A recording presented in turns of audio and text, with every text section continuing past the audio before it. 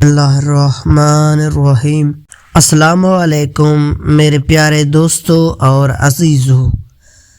5 عورتوں کو موت کے وقت تکلیف نہیں ہوگی۔ ایسے 5 عورتوں جن کو موت کے وقت تھوڑی سی بھی تکلیف نہیں ہوگی، وہ خوش نصیب 5 عورتیں ہیں۔ بسم اللہ الرحمن الرحیم۔ شروع اللہ کے نام سے جو بڑا مہربان اور نہایت رحم کرنے والا ہے۔ اللہ سبحانہ تعالی ہر زن و مرد کے گناہ معاف کرے۔ آج کا دن کا ہمارا ویڈیو 5 عورتوں کو مرتے وقت تھوڑی سی بھی تکلیف نہیں ہوگی، اس موضوع پر ہے۔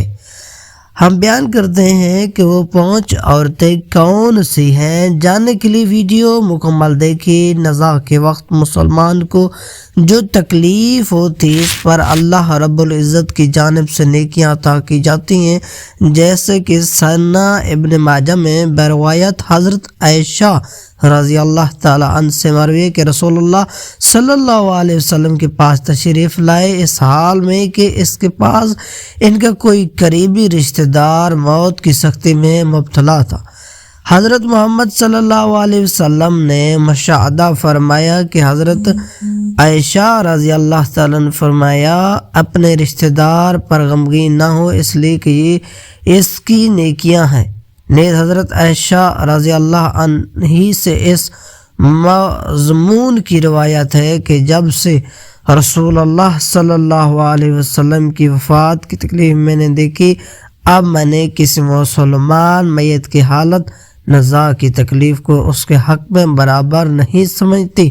بس مذکور حدیث سے معلوم ہوتا ہے کہ نزاع کے وقت ہونے والی سختی مرنے والے کی بد اعمالوں کا ہرگز نتیجہ نہیں ہوتی۔ مسلمان کے حق میں اس پر چرو ثواب اور گناہوں کی معافی کی امید رکھنی چاہیے۔ ناظرین، 5 عورتوں کو مرتے وقت تکلیف نہیں ہوگی۔ حضرت سیدنا عثمان غنی رضی اللہ تعالی عنہ فرماتے ہیں، دنیا میں 5 لوگ ایسے ہیں جن کو مرتے وقت تکلیف نہیں ہوگی، ان کی روح آسانی سے نکلے گی۔ حالت نزاع میں انسان کی آدھی روح اندر ہوتی ہے اور آدھی روح باہر ہوتی ہے، اور بندہ تکلیف میں ہوتا ہے۔ اس وقت انسان کو پیاس اتنی لگتی ہے کہ انسان یہ چاہتا ہے کہ سمندر کا پانی پی جاؤں، اور اگر بالفرض 7 سمندر کا پانی پی بھی جائے پھر بھی اس کی پیاس کبھی ختم نہیں ہوگی۔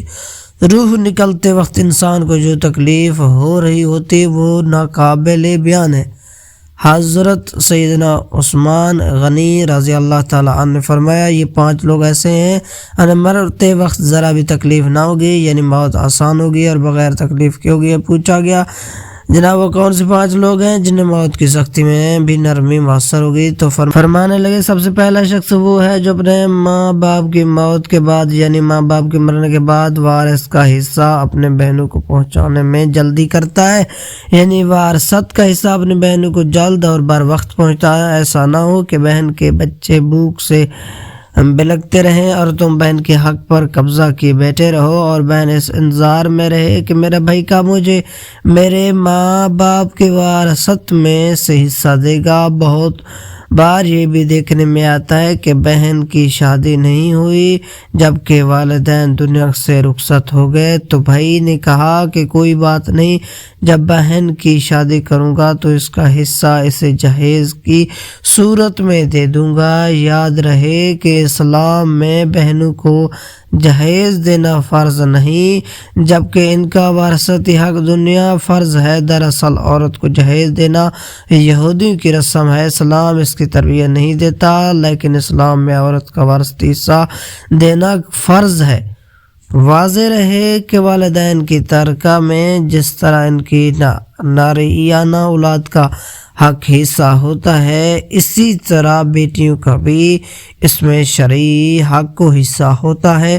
والدین کے انتقال کے بعد ان کی ترکہ پر بیٹیوں کا خود تنہا قبض کر لینا اور بہنوں کو ان کے شرعی حصے سے محروم ناجائز اور سخت گناہ ہے۔ بھائیوں پر لازم ہے کہ بہنوں کو ان کا حق حصہ اس دنیا میں دے دیں ورنہ آخرت میں دینا پڑے گا، اور آخرت میں دینا آسان نہیں ہوگا۔ حدیث مبارکہ میں اس پر بڑی وعدیں آئی ہیں۔ حضرت سعید بن زید رضی اللہ تعالیٰ فرماتے ہیں کہ رسول اللہ صلی اللہ علیہ وسلم نے فرمایا، جو شخص کسی کی بالاشت پر زمین بے عذرہ ظلم لے گا، قیامت کے دن 7 زمینوں میں سے اتنی ہی زمین اس کے گلے میں توق کے طور پر ڈال جائے گی۔ ایک اور حدیث مبارکہ میں حضرت انس رضی اللہ سے روایت ہے کہ رسول اللہ نے فرمایا، جو شخص اپنے وارث کی میراث کاٹے گا یعنی اس کا حصہ نہیں دے گا تو اللہ تعالیٰ قیامت کے دن اس کی جنت کی میراث کاٹ لے گا۔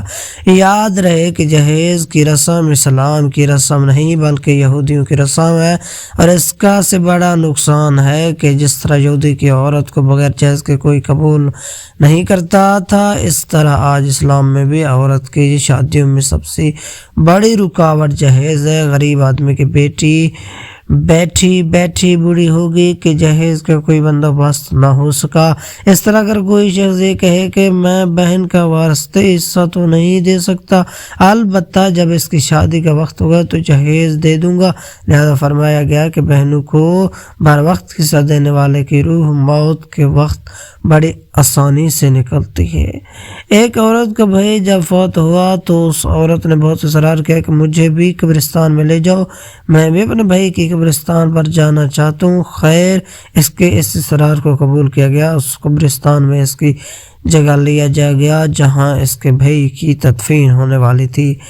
اس کے دیکھتے ہی دیکھتے میت کو قبر میں اتارا گیا اور اس کے بھائی کو مٹی کی سپرد کر دیا گیا۔ جب دعا کی باری آئی تو تمام عزیز و اقراب کے سامنے اس روتی ہوئی بہن نے آسمان کی جانب میں ہاتھ اٹھائے اور آسمان کی جانب دیکھا، اس کا دل رو رہا ہے، آنکھیں چمچما برس رہی ہیں۔ اس نے ایک ایسی دعا کی کہ لوگ کہ مردہ ضمیر کو جگایا۔ روتی ہوئی بہن نے آسمان کی جانب دیکھ کر فرمایا، فریاد کی کہ اے میرے مالک، اے انصاف کرنے والے، آج میرا بھی انصاف کر دے۔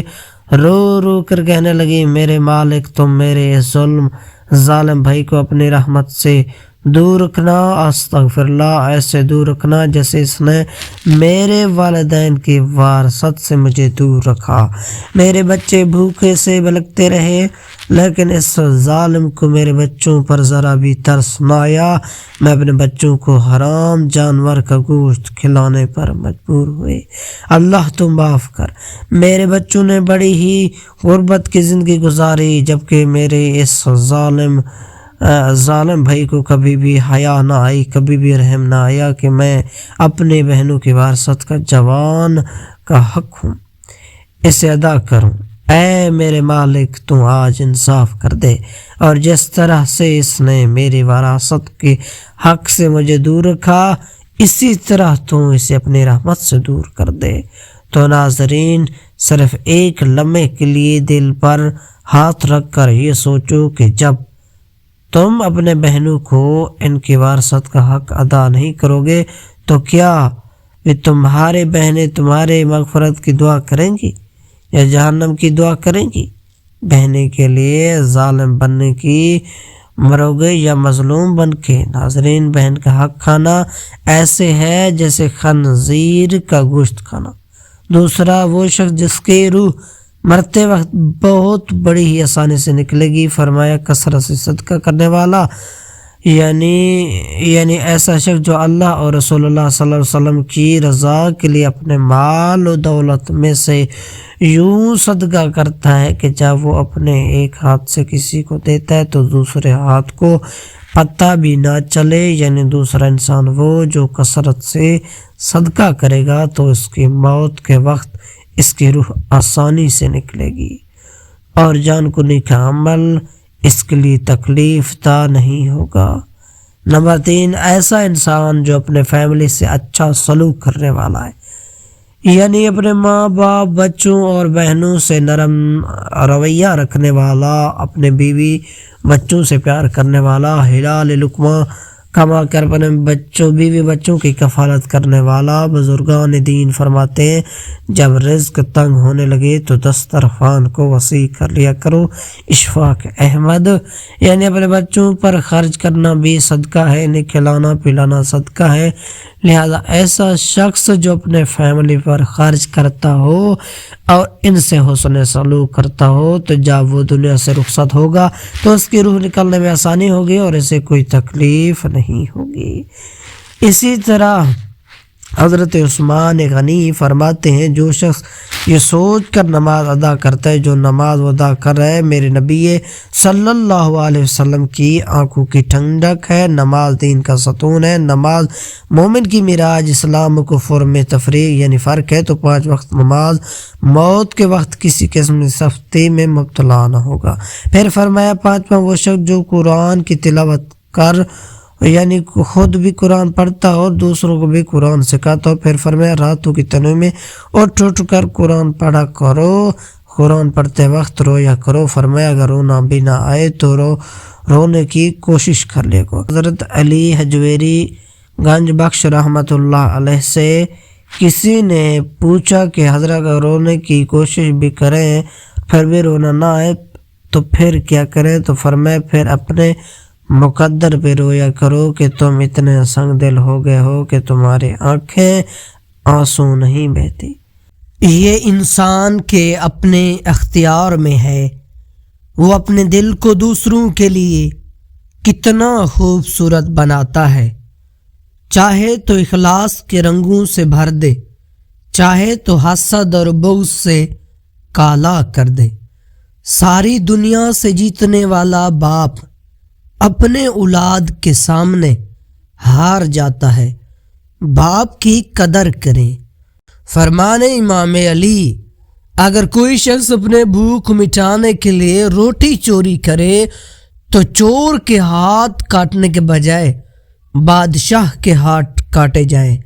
زندگی بہت خوبصورت ہے، اسے بہترین فطری طریقے سے جینا چاہ سکتا ہے، لیکن ہم اکثر ایسے حالات میں پھنس جاتے ہیں کہ خود سے جھوٹ بول کے خود کو دیتے رہتے ہیں۔ یہ جھوٹ ہمارے اندر اتنا شور برپا کر دیتا ہے کہ ہم خود کی آواز ہی نہیں سن پاتے، ہماری ساری تخلیقات اس کشمکش میں کہیں دب جاتی ہیں۔ کبھی نہ کبھی کوئی دستک آپ کو اپنے آپ سے ملوانے کے لیے بار بار اپنا آپ دہلیز پہ لے آپ کے پہلے قدم کی منتظر رہتی ہے۔ خود سے جھوٹ بولنا بند کر دیں تاکہ آپ خود سے مل پائیں، اپنے اندر کی آواز کو سنیں، اپنے سوالوں کے جواب تلاش کریں۔ حقیقت کو مان لینا ہی فطری ہے اور نہ اس سے جھٹلانا۔ ہر شخص کی اپنی حقیقت ہے، لیکن کم از کم خود سے اپنی اس حقیقت کو تلاش تو کیا جا سکتا ہے، نہ ایک بار اس طرح باقی لوگوں کی حقیقت کو کھلے دل کے ساتھ قبول کرنا بھی انسانیت ہے۔ مزید ایسے ویڈیو دیکھنے کے لیے ہمارے چینل کا وزٹ کریں، سبسکرائب کریں اور لائک کریں۔